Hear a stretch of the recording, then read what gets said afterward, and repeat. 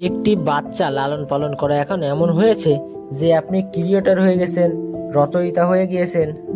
অনেক জিম্মেদারি থাকে।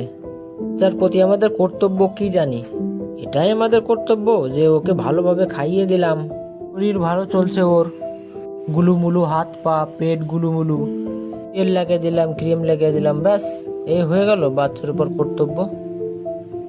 ভালো মা, দেখো বাচ্চা পুরো 5 কিলো ওজনের হয়েছে।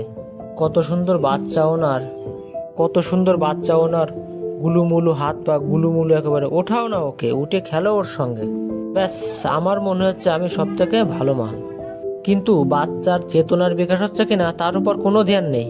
মায়ের বাচ্চার প্রতি কঠিন কর্তব্য, সেই কর্তব্য কি শুধু শরীর পর্যন্ত সীমাবদ্ধ? যে স্নান করিয়ে দিলাম, তেল লাগিয়ে দিলাম, খাবার খাইয়ে দিলাম, ব্যাস।